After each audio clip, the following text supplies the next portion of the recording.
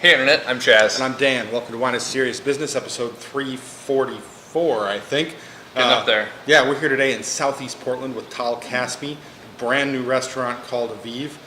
First restaurant show we've ever done, actually. Tal's been a friend of mine for a while, so thanks for inviting us out. Thank you for coming. And we always start out letting the guests talk a little bit about themselves. So what's going on here at Aviv? Aviv is a new Israeli plant-based restaurant. Opened about 3 months ago. I had a food cart for many years called Gonzo. Had a packaged hummus company as well. Took a little break and came back to Portland after living in Chicago for 8 months, and recently opened this fantastic, fun project. Yeah, and it's right. What's the address here again? 1125 Southeast Division. Right. It's on 12th and Division, around the corner. Yeah, so really easy to find, right? Like Beer Mongers, nice little beverage shop right on the corner there. Yeah. And man, just great food. So part of how I've known them is through the falafel cart, a couple hummus pop-ups. We just had a big meal tonight and just stuffed. Great. Yeah. And if you're into the vegan food, right? Portland's always got a history of some good restaurants here. I think you really got to check this out for sure. I'd like to have people think of us not so much as a vegan restaurant, but sort of a Middle Eastern restaurant. All right. That has adapted a couple things into being vegan. Most Middle Eastern food really starts out plant-based anyway, so I don't think it's like a huge difference per se. But yeah. Yeah, a lot of great stuff on the menu, and we were talking like, what are we gonna do? What are we gonna do for wines? Every other time we have a guest, we have a wine professional that wants to talk about the wines that they're making or the wines that they're selling. But here, he was looking to get into some interesting wines in the shop, and I thought, how about we introduce him to some local friends of ours, some wines that we like that we've had lately, and give you a chance to taste what's going on. Maybe you like some of these. Maybe you can bring them in. Fantastic. Yeah, we're actually definitely looking to expand our wine list, so this is really fun to learn about local wines and wines that are being made like so close by. Yeah, and we'll talk a little bit about wines not involving animal products in a little bit, but we're going to start out with this first wine right now. This is the Vincent 2015 Tardives Chardonnay. So the Tardives is a special selection out of his normal Chardonnay production, but Vincent's a local guy that is currently working with John Groschow in the old Burkes Pits down in the Oleamity Hills. So we've got two of the nicest guys in the wine business sharing one roof out there. They're great folks. And I like the Chardonnay, so delicious. Hopefully, all right, good. Treat you all right. Yeah. You definitely smell a little of that oak on there. A little bit of lemon peel, I think, right? A little bit of citrus coming on. Like, it's definitely a malolactic fermentation Chardonnay, right? Like, a little bit of that aroma is coming out of the nose, sort of richness, this sort of maybe a hint of oakiness, but it's not like I wouldn't call it like oaky per se. No, you just you tell it's there. Yeah. But yeah, really nice fruit profile. It smells good, man. Good shit. It's delicious. And what really struck me with this right away is that like good fruit, good acidity, like green apples right up front. Acid. Yeah. Yeah, and then like the little bit of oaky richness takes its time to roll in, right? And there's that little burst of richness late, just hinting towards a little caramel or something like that, just a little bit. But I really like that transition between crisp to rich, and the acidity sticks around. It's a really good package. I agree. Yeah, this is lovely. Yeah, we should definitely carry this. What kind of wines do you normally drink? I don't really drink that much wine, honestly. I feel a little embarrassed. I mostly just drink tequila. That's what kind of tequila do you drink? Not a bad thing either. Yeah. Yeah. The oaky ones or the silvers? The oaky's good. Reposado's nice. I mean, all across. I mean, I just sort of drink a couple shots at the end of my shift to deal with the day. Wind down a little bit, Yeah, that's pretty much it. Perfect. We were talking about that a little before, and I'm like, don't worry about it. There are plenty of times that Chaz needs to warm up a little before we start into the show. Yeah, I definitely warmed up before we started this. Yeah. I'm warm. It's good. I'll wait to talk about it till we get to the Pinot Noir. But like as I was drinking, I was really trying to when we set up the Teutonic wines, we tried to have them with dinner. I found some really nice pairings while we were going through dinner. Sorry, this popped into my head. No, that's great. I'm actually hoping you all will help me with the pairing and with choosing some new wines for our food. Cool. I'm really excited about that. We're all excited about it. Yeah, this is our shot. And hopefully you like any or all of these enough to to work something together, because these are all people we love to support too. Fantastic. Yeah, Vincent's a great winemaker. Do you know that he's like an all-natural winemaker, or like is he a biodynamic? Or I don't think it's biodynamic. I don't know his whole range, but he said that all of his wines are unfined and unfiltered. So we'll talk about that a little more. So that also means that everything he makes is totally vegan friendly. Essentially vegan, yeah. So it's a good option to keep in mind. He makes a good range of Pinot Noirs, some other Chardonnays. We'll get into it. Beautiful. But we'll get into wine number 2 next. We'll put that away. Yeah, I know some. It's pretty common for wineries to fine with egg whites, right? Right. That's a pretty common thing. So yeah. And that's just a rinse. Swirl it, dump it down, and I guess even historically, some people would even do it with ox blood. That's kind of archaic, but maybe some folks somewhere do it, and but more in more modern senses, you can fine with bentonite and you can fine with sterile filtering, and a lot of people that are pushing for more natural style wines don't fine or filter at all, right? Like Johan doesn't do a lot of that, and so then, right, if it's unfined, unfiltered, right, if it's fine with bentonite, you're vegan friendly and good to go. So awesome. This is the Teutonic Wine Company, recorded in Doubly, right? Long name, 2016 white wine. This is Muscat. Teutonic Wine Company, friends of ours for a long time. If you're watching the show, you've heard us talk about them all over the place. Multiple times, yeah. Brand new. I think one of the things they do great is they've got a lot of entry-level white wines like this. What is this? 17 or 18 bucks. 17 or 18 bucks like retail. Yeah. Right.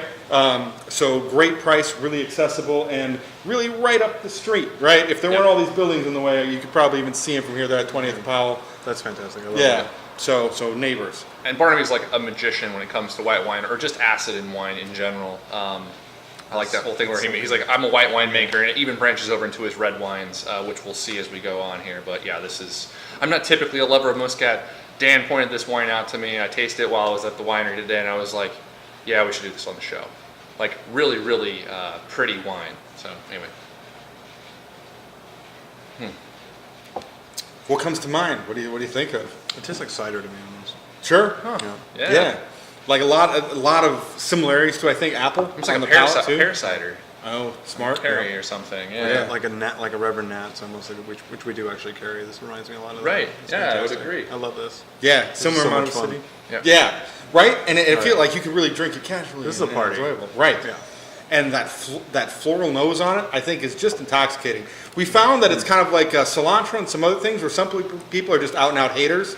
Right. Agreed. Like Yeah. it's strong and distinct, and some people just aren't having it.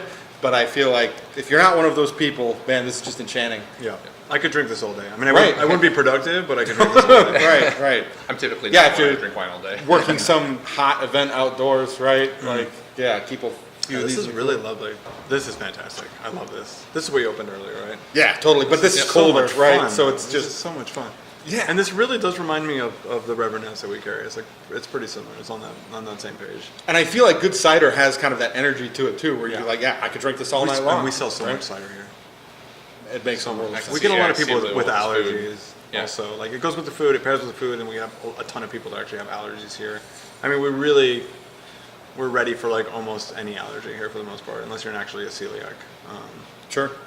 Yeah, we have some interesting people asking for interesting things. Of course, but I think that's restaurants. Well, anywhere. especially when you're like a vegan. I feel like a vegan restaurant, to some degree, you get like more people asking for more allergies or coming in with more allergies and like thinking that we're going to be ready for them, which we are for the most part. It totally makes sense. Yeah. Yeah, good deal. So what? Or well, go ahead, please. The one thing I was going to say, sorry, I regained my train of thought.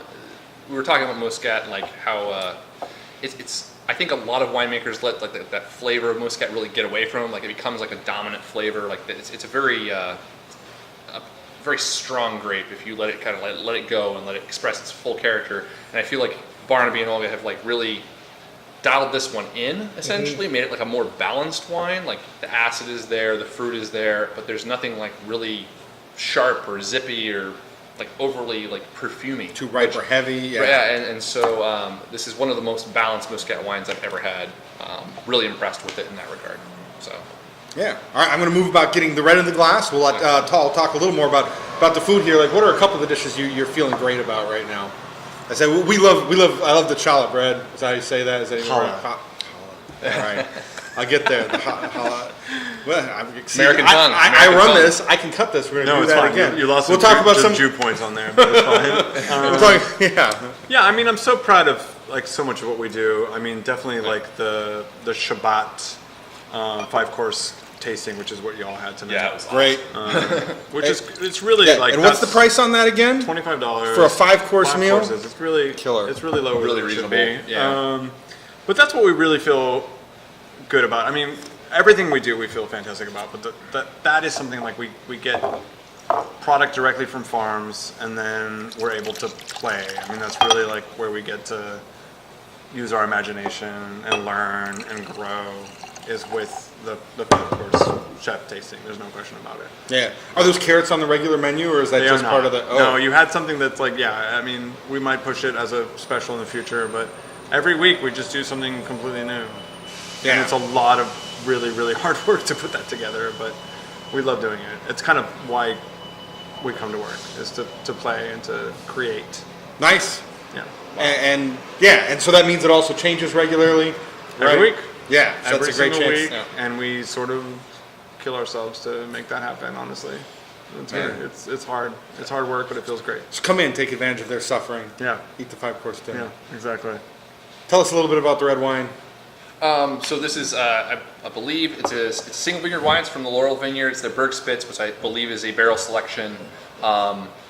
I just was down there tasting, and I thought, like, man, this is like the sort of wine that it provides a lot of flavor, but doesn't get in front of food flavors too much.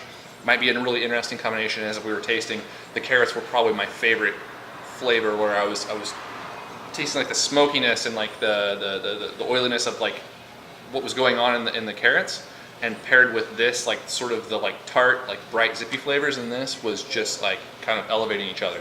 I found it really nice. So Awesome. probably my favorite pairing. The carrots were awesome. Yeah, the carrots are fun. That's Yeah. actually my sous chef, Liz Howard. She put that together. Yeah. We definitely collaborate on that. Yeah. We got some And it's a team pictures. effort. Probably dump it here somewhere. You'll see it. Yeah. You've probably already seen it by now. Yeah, if we're talking exactly. about it. Yeah. Fun. Yeah.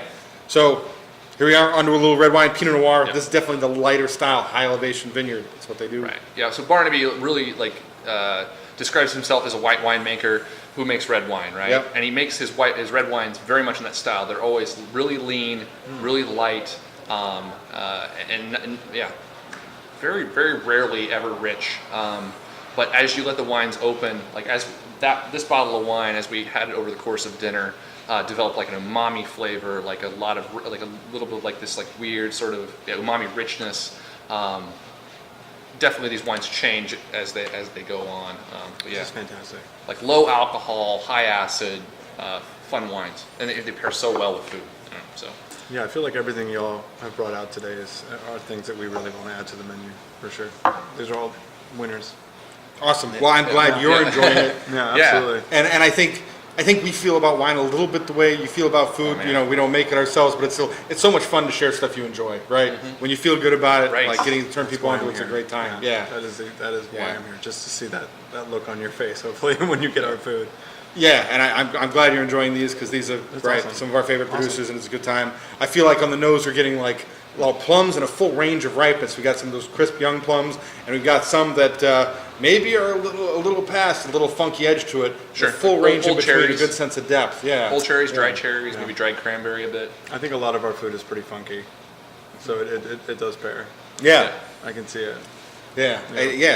They've got some great substitute cheeses. A lot of what do you fermentation call going them? on in there. Cashew. Oh yeah, There's the feta, Yeah. which is tofu. Yeah. And there's fermentation as part of the Dude, the process. tofu was on all of awesome. it. Yeah. Tofu was awesome. That was my other favorite dish. So yeah, I think this would go really well with that tofu. it did. Yeah. It makes sense. The funkiness, Yep. the umami. It's totally there, right? Yeah, Yeah, a little exactly. savory character. And so we just opened this bottle like 45 minutes ago Yeah. probably, and it still needs to develop a little bit. Like it's definitely, at least for me, kind of like in the lean sort of linear phase. Definitely like just starting to develop a bit of those umami flavors. Like the whole stemminess is still really coming out of it. Like this sort of Yeah, a little bit. Yeah, Yeah, a whole- little like, whole structure cluster, on there. yeah. You know, and if you're looking for a big, rich blackberries, a little bit of oak, Pinot Noir, or whatever, like this is not the wine you want. But I think this suits food really well. it's yeah. This is the jam where they intermingle really well as Yeah. opposed to like one dominating the other, right? So yeah, Awesome. yep. Yeah, so those are our 3 wines. It's talking about a great new spot for Israeli food in the city of Portland. Oh yeah, to wrap things up, he was saying that he hadn't had people bring wines in and ask about corkage before. So $15 corkage, which is super reasonable. In I would say, Portland. yeah. Which is a great price in Portland, especially to go along with the quality of the food they got there. So thanks for that. Yeah, Hopefully, absolutely. Hopefully, some of you guys will be able to take advantage of that as well. So thanks for inviting us out. It's a good time. Thank you Yeah, for I coming appreciate you out. having Yeah. us. Yeah, It was so Yeah. much fun feeding all of you. Absolutely. dude, It's fun it sharing was the so wine. good eating here. Yeah, come back. Let's do it again. I will. Let's Yeah. do it again. This was awesome. That's So, what it's all about. Awesome. I agree. Cheers. Yeah, sharing, having a time, like sharing these sort of experiences in products is super fun. So, anyway, well, that was our show. You got any questions for anybody on the internet? I don't. Yeah. Okay, well, we'll see you guys next time. Come on down. And, Yeah. Come on down to Aviv. See you. Great. Thanks.